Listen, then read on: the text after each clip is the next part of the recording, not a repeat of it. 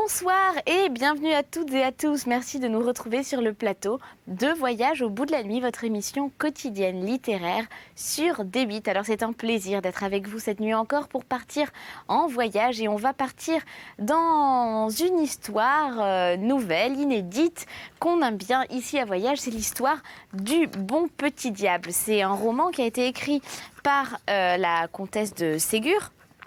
Et cette comtesse, elle s'est mise à écrire assez tardivement. En fait, elle a commencé à écrire autour de l'âge de 50 ans. Comme quoi, tout est encore possible.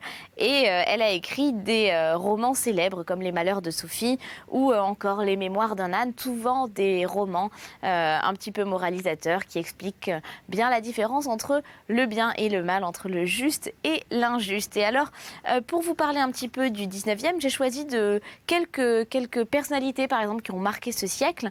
Alors, on a notamment Charles Dickens, qu'on n'a pas encore eu l'occasion de lire ici à Voyage. Peut-être que ça arrivera un jour. On a Dostoïevski et on a également dans les personnages célèbres, par exemple en compositeur, on a Brahms, Bizet ou encore Gabriel Fauré. Et dans les architectes, on a Gustave Eiffel quand même et on a Charles Garnier. Voilà. Pas des moindres. Donc, nous, à Voyage, en ce moment, on a Le Bon Petit Diable de la comtesse de Ségur et on ne va pas s'en priver. Donc, on va reprendre tout de suite la lecture là où je me suis arrêtée. Je fais une toute petite pause avant en vous rappelant que cette émission existe grâce à vous, évidemment. Alors, on a également besoin de vous et de vos idées, de vos avis, de vos envies. Donc, n'hésitez pas à nous en faire part avec le hashtag VBN que vous pouvez utiliser sur les réseaux sociaux. Vous avez également la page Facebook de l'émission et nous avons également nos pages à nous, lecteurs et lectrices. Et je vous invite également pour les plus acharnés et fans d'entre vous, ou tout simplement pour les étourdis qui n'arrivent pas à suivre les émissions depuis le début parce qu'il faut se lever tôt, c'est vrai, à regarder les replays. Voilà, c'est peut-être ce que vous êtes en train de faire en ce moment. Et vous pouvez les retrouver sur le site internet de l'émission, rubrique Voyage au bout de la nuit. Et vous pouvez comme ça réécouter les histoires que vous avez déjà entendues ou en découvrir de nouvelles. Et pour Le Bon Petit Diable, moi je vous invite vraiment, si vous avez des enfants, à leur montrer tout simplement les vidéos des replays parce que je trouve que c'est un bon moyen aussi de découvrir des livres. Voilà. Ceci étant dit, je reprends ma lecture. Je me suis arrêtée au chapitre 16. Voilà, je suis au milieu du chapitre 16 et je reprends. C'est un dialogue entre Madame Macmish et Betty. Voilà, Betty qui est la domestique et Madame Macmish qui est l'horrible bonne femme chez qui notre petit diable, Charles, est resté. Et maintenant, il veut absolument s'en échapper. Allez, c'est parti. Bon voyage à vous. Madame Macmish. Malheureuse infortunée que je suis. On me vole mon argent. On veut me ruiner en médecin. Mes pauvres 50 000 francs, ils les ont volés. Et l'or, ces petites, si jolies, si charmantes, ils les ont prises. Ah, monseigneur, ils m'ont pillé, assassiné, égorgé, ce gueux de Charles, cette scélérate de Marianne. Ils ont tout raconté à ce juge, un méchant juge de paix de 4 sous. Ils m'ont dévalisé, il m'a volé peut-être. Il faut que j'aille voir. Ma clé. Ils m'ont pris ma clé, ils m'ont volé ma clé. Madame Macmish chercha encore à se lever, mais sans plus de succès que la première fois. Mon Dieu, s'écria-t-elle, éclatant en sanglots, je ne veux pas y arriver. Je ne pourrai pas ouvrir ma caisse, chérie, je ne saurai pas ce qu'ils m'ont volé, ce qu'ils m'ont laissé. À 2 pas de mon trésor, de ce qui fait ma vie, mon bonheur, et ne pouvoir y arriver, ne pas pouvoir toucher mon or, le manier, l'embrasser, le serrer contre ma poitrine, contre mon cœur. Mon or, mon cher et fidèle ami, mon espérance, ma récompense, ma joie, dont rage et désespoir. Quand Betty rentra avec le médecin, ils la trouvèrent en proie à une violente attaque de nerfs, accompagnée de délire. Elle ne parlait que de sa caisse, de sa clé, de son or. Le médecin examina la jambe gauche, qui ne faisait aucun mouvement. Il reconnut une fracture. Aidé de Betty, il déshabilla Madame Macmish, la coucha dans son lit, fit le pansement nécessaire, mit l'appareil voulu pour que les os puissent reprendre, et recommanda du calme. beaucoup de calme, de peur que la tête ne s'engageât tout à fait. Betty crut devoir avertir Charles et les Miss Dykins de ce qui arrivait à la cousine Macmish. « Je vais profiter de son moment de calme, pensa-t-elle, pour courir jusque là-bas. »« Vous voilà déjà de retour, Betty, dit Marianne, qui, aidée de Charles, servait le dîner recuit, refroidi et réchauffé. « Dînez-vous avec nous, Betty ? Je ne demanderai pas mieux, bien sûr, mais ne voilà-t-il pas que la cousine Macmish a la jambe cassée à présent ? » ?»« Cassée, c'est-il possible ? Quand donc ? Comment donc ?» Betty raconta ce qui était arrivé. « Quant au charretier, continua-t-elle, il n'est pas fautif, c'est elle qui l'a pincé. Ah, fallait voir comme son cou était noir, la douleur qui lui a fait lâcher prise, et par malheur, elle a roulé sur les pierres. Et c'est là qu'elle se sera fracturée, comme dit le médecin. »« Bon, écoutez, Betty, dit Marianne, dînez avec nous.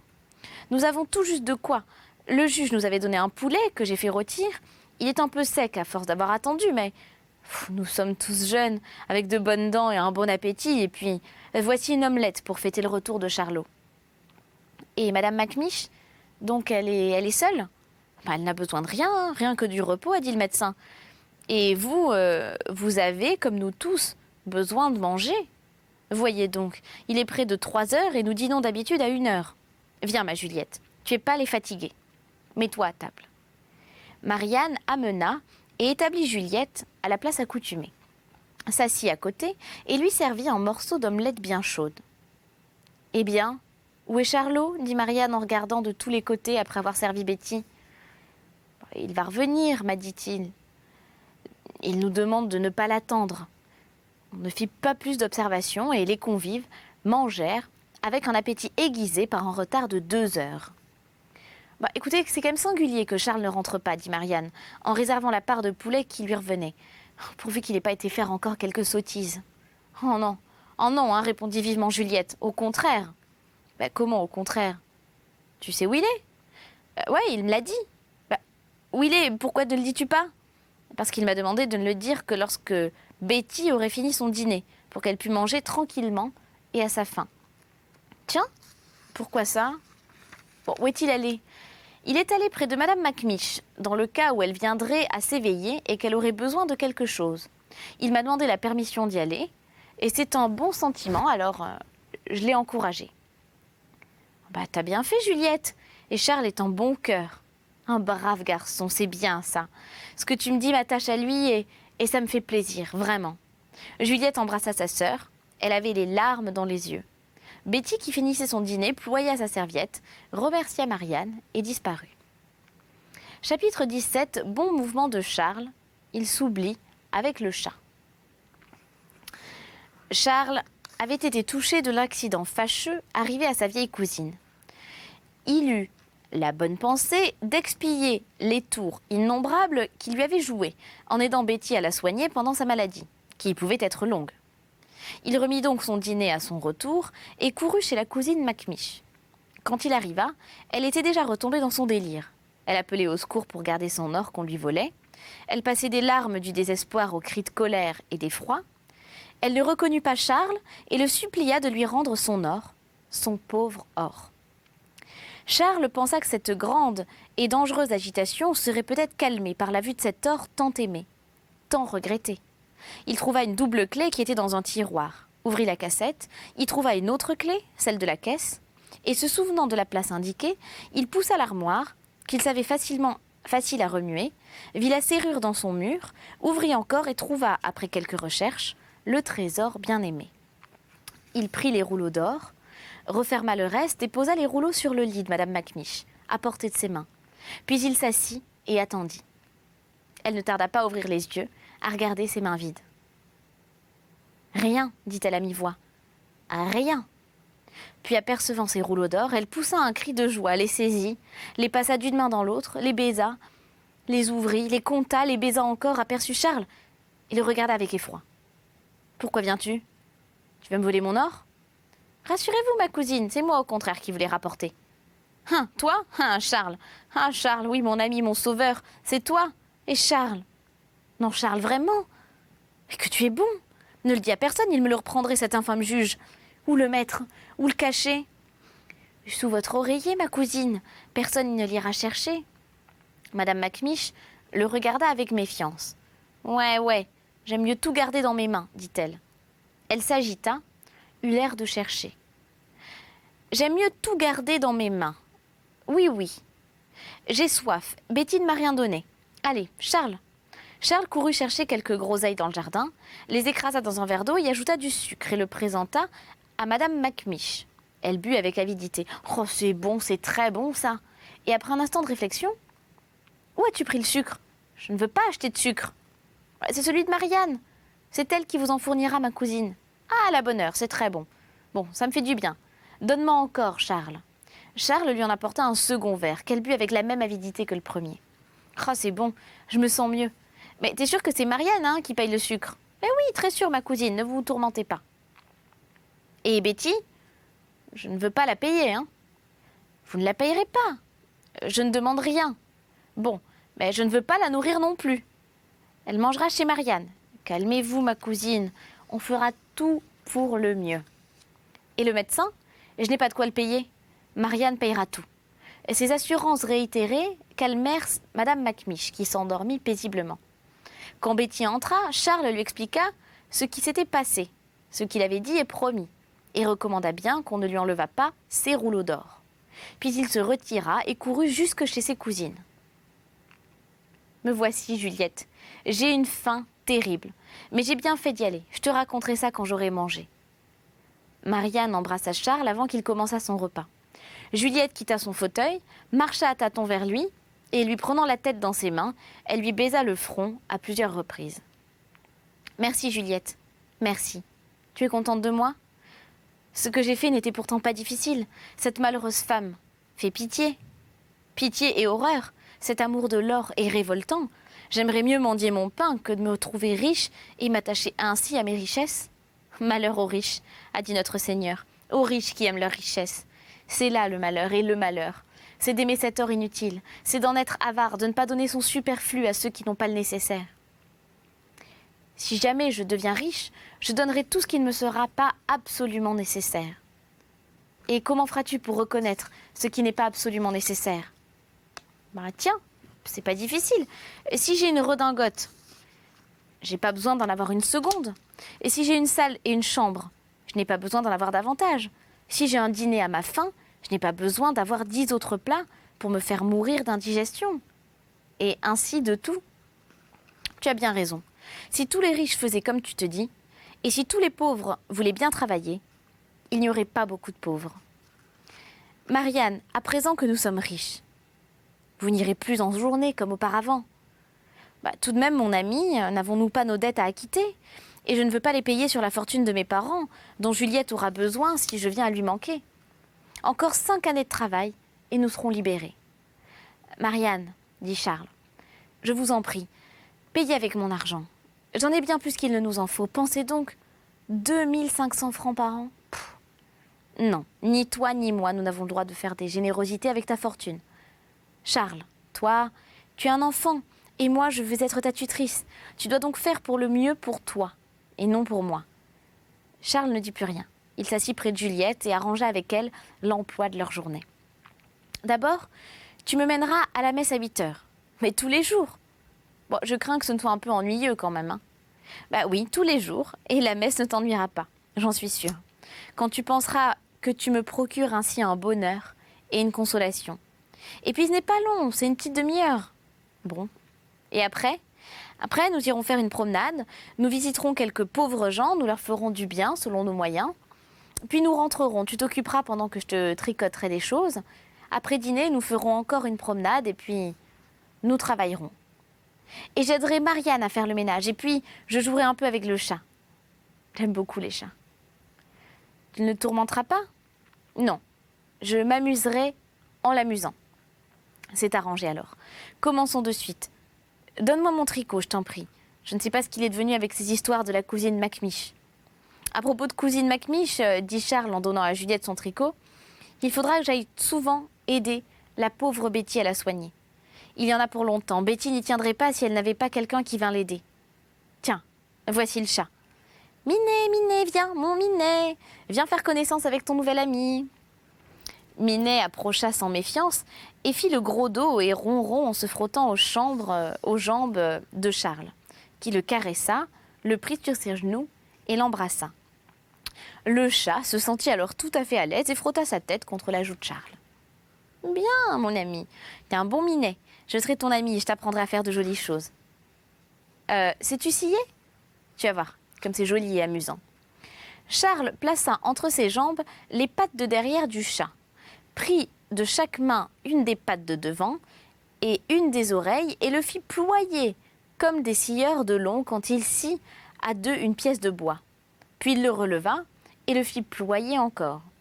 Le chat, ne trouvant pas le jeu fort à son gré, se débattit, mais en vain. Charles serrait davantage les jambes pour maintenir celles du chat et tenait plus fortement les pattes de devant et les oreilles. Et à chaque révérence qu'il lui faisait exécuter, le chat faisait un demi-miaulement furieux. « Bravo !» s'écria Charles. « Très bien. Il imite le bruit de la scie. Entends-tu, Juliette ?» Et il faisait scier le pauvre chat avec un redoublement de vigueur. « Que fais-tu donc, Charles ? Je parie que tu le tourmentes. Il miaule comme s'il n'était pas content. » Pas du tout, pas du tout. Il imite le bruit de la scie. Il est enchanté. Et s'il était ouvrier scieur, tu l'entendrais rire. Ou jurer peut-être, car ils jurent tous. Aïe, aïe, aïe, vilaine bête, quel coup de griffe il m'a donné. Le voilà qui se sauve. Attends, imbécile, tu vas t'en recevoir hein, pour la peine. Avant que Juliette eût le temps d'arrêter Charles dans ses projets de vengeance, il avait disparu. Elle l'entendit courir, crier des sottises au chat, et puis elle entendit plusieurs miaulements désespérés, 2 ou 3 cris poussés par Charles, et puis plus rien. Et 2 minutes après, Charles revenait près de Juliette. « Charles, qu'as-tu fait du pauvre chat ? Pourquoi as-tu miaulé ? Pourquoi as-tu crié ? Parce que ton chat, c'est une méchante bête qui m'a mordu, griffé, qui m'aurait mis en pièces si je ne l'avais pas maintenu de toutes mes forces. Aussi, l'ai-je fouetté d'importance ? Pauvre bête, ce chat a toujours été très bon. C'est toi qui l'as mis en colère en le tourmentant. Et je suis très fâchée contre toi. Oh Juliette, t'es fâchée contre moi pour un méchant chat qui m'a fait mal ? Qui a un caractère détestable, qui comprend pas le jeu. Et comment veux-tu qu'il s'amuse à un jeu qui lui fait mal, ou tout au moins qui l'ennuie ? Et c'est ce qui prouve qu'il est bête. C'est parce qu'il est bête. Tu le bats, tu le fouettes, comme s'il avait de la raison, comme s'il pouvait comprendre. Tu fais pour lui pis que ne faisait ta cousine Macmiche pour toi. Voyons, Juliette, ne sois pas fâchée. Pardonne-moi. J'étais en colère, vois-tu. Il m'avait déjà griffé avant que je l'eusse battu. Je te pardonnerai si tu me promets de ne plus recommencer et de ne jamais battre mon chat. Je te le promets, je jouerai avec lui sans le battre et sans le tourmenter. Bon, je te pardonne, dit Juliette. À ce moment-là, elle lui sourit et lui prit la main. Merci, merci, ma bonne chère Juliette. Comme tu es différente de la vieille cousine, oh là là, je serai heureux près de toi. Comme je t'obéirai, tu vois, déjà comme je suis doux. Au lieu de me mettre en colère, je t'ai demandé de suite pardon. Mais tu appelles cela être doux, et la colère contre le pauvre chat ? Ah, c'est vrai, mais tu sais que j'ai promis de ne pas recommencer. Dis donc, Juliette, si je courais jusque chez la cousine pour savoir comment elle est, et si Betty n'a pas besoin de moi ? Je veux bien. Seulement, je te ferai observer qu'il est tard, et que tu n'as ni rangé ni balayé la salle. Alors, je vais commencer par là. Et Charles, enchanté de lui-même, presque surpris de sa docilité, se mit à l'ouvrage avec une telle ardeur qu'un quart d'heure après, tout était nettoyé, rangé, mis en ordre. « J'ai fini, dit-il, et si tu voyais comme c'est bien, comme c'est propre, comme tout est bien en place, tu serais joliment contente de moi. » Sois modeste dans la prospérité, mon bon Charlot. Tu as un air triomphant qui ressemble un peu à de l'orgueil, fais attention. Mais c'est qu'il y a de quoi ? Ce balai est excellent. Je n'avais jamais eu de si bon. Il a balayé. Cela allait tout seul aussi. Je suis content. Et je pars. Au revoir, Juliette. Tu n'as besoin de rien ? De rien du tout. Je te remercie. Ne reste pas trop longtemps absent, hein ? Non, non, sois tranquille. Dans une demi-heure, je serai de retour. Et d'un bond, il fut dans la rue. Il courut. Il courut donc jusque chez sa cousine, Madame Macmiche. Betty n'était pas là dans la cuisine. Il monta dans la chambre. Il y trouva Madame Macmiche seule, se débattant dans son lit, gémissant, disant des phrases incohérentes, dans un véritable délire. Betty était absente. Charles approcha et chercha à la calmer. Elle ouvrit des yeux effarés, le regarda, eut l'air de le reconnaître et lui fit voir ses mains vides. « On vous a ôté votre or ? Demanda Charles. Tout, plus rien. Ils m'ont tout volé, l'or, la clé, tout. Mais qui vous a volé l'or et la clé ? Charles, ce maudit Charles qui est l'ami des fées, ils ont tout pris. 2 grands génies noirs, les amis de Charles, oh mon or, mon pauvre or. Elle retomba sur son oreiller, recommença ses cris et ses hurlements. Charles était fort embarrassé, ne sachant que faire, ignorant qui avait enlevé les rouleaux d'or. Faute de mieux, il essaya de lui donner à boire, comme il l'avait déjà fait.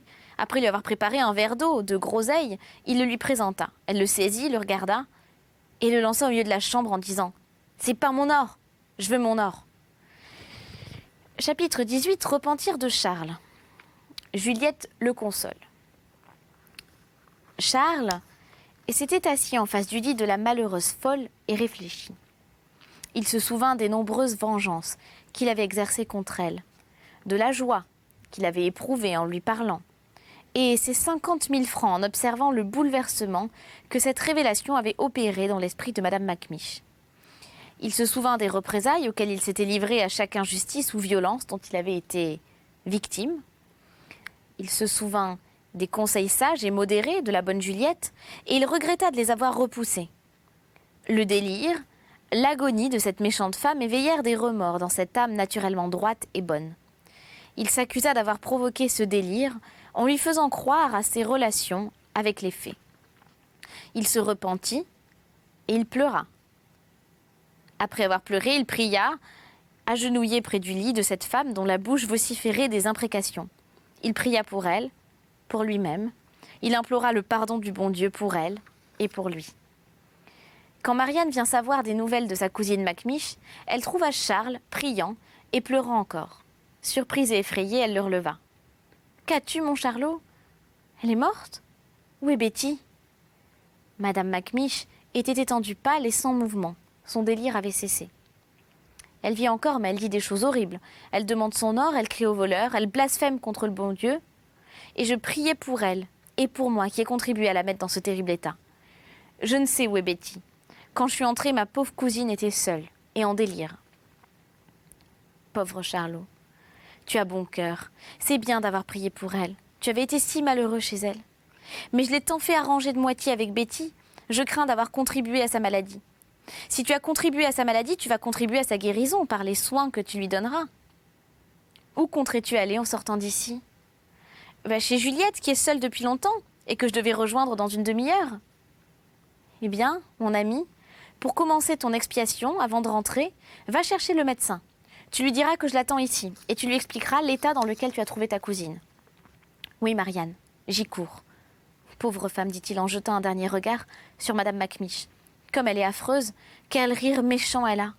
Oh, tenez, elle ouvre les yeux, voyez comme elle roule.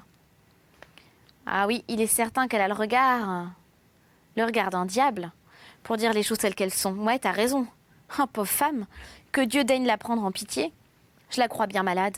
Et peut-être après le médecin, faudra-t-il le prêtre ? Charles courut sans reprendre haleine jusque chez le médecin, auquel il expliqua la position alarmée de Madame Macmish et l'attente de sa cousine Marianne. Le médecin hocha la tête et dit qu'il la considérait comme perdue par suite de l'exaltation, où la mettait la restitution des 50 000 francs opérés par le pisse justice. Il promit d'y retourner dès que son souper serait fini. Charles se retira fort triste et se reprochant amèrement d'avoir provoqué cette restitution par sa lettre à Madame Blackday, en rentrant, il ouvrit lentement la porte et vint prendre place près de Juliette. « C'est toi enfin, mon bon Charles ?» dit Juliette dès qu'il eut ouvert la porte. « Comme tu as été longtemps absent. Que s'est-il donc passé ? Tu es triste ? Tu ne me dis rien ?»« Je suis triste, il est vrai, dit Juliette. Ma pauvre cousine est bien mal. Et j'ai des remords d'avoir contribué à sa maladie par les peurs que je lui ai faites, les contrariétés que je lui ai fait supporter, et par-dessus tout, par la part que j'ai prise dans la démarche du juge. Il lui a enlevé ce qu'elle a à moi. Le médecin dit que c'est lui qui lui a donné le délire, la fièvre, ce qui la tuera peut-être. Et c'est moi qui aurais causé sa mort. J'ai bien prié le bon Dieu pour elle et pour moi, Juliette, je te le promets. Et on va s'arrêter là, c'est la fin de cette lecture, vous l'aurez certainement compris. On reprendra bien sûr les aventures de ce bon petit diable de Charles lors d'une prochaine émission. D'ici là, je vous souhaite à tous une très belle journée si vous partez travailler ou une très belle nuit si vous allez vous coucher. À bientôt sur Devine. Au revoir, ciao.